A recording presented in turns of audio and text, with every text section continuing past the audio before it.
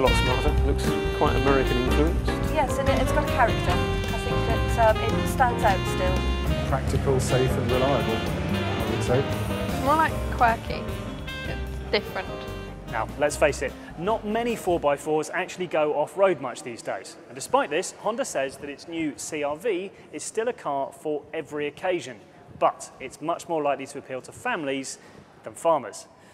With a good interior, decent practicality and storage much more important than the ability to lug around a hay bale. So we've got a selection of family buyers along in today's What Car Reader Test team to see what they think. Yeah, overall, it kind of just looks a bit sharper.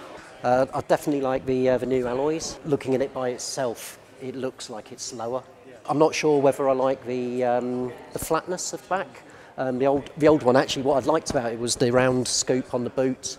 But I do like the extra boot space you get on it. You know, going camping and things like that. I want an off-road vehicle, so its off-road stuff's more important than its fuel economy.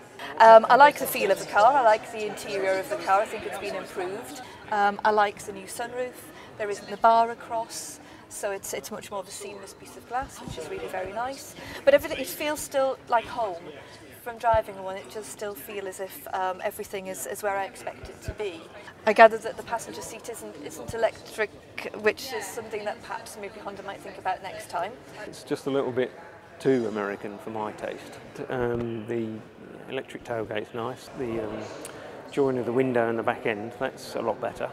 The figures they were mentioning, I was a bit surprised that the emissions were quite so high.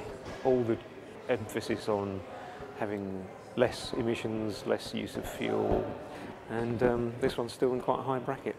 I like the new features, but I feel like they've taken away things that I liked.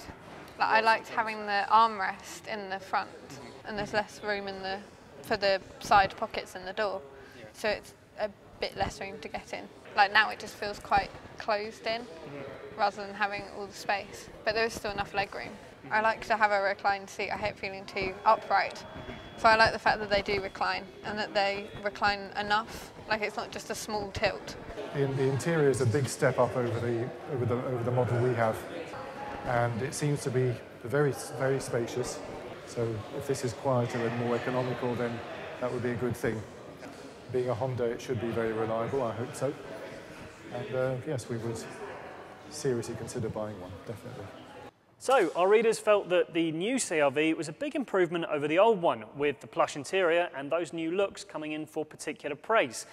Emissions of 149 grams per kilometre on this diesel model could be a little bit better, but a smaller diesel and a two-wheel drive petrol should help in that front in the future. For more information on the car when we get to drive it in the next couple of weeks, take a look at whatcar.com.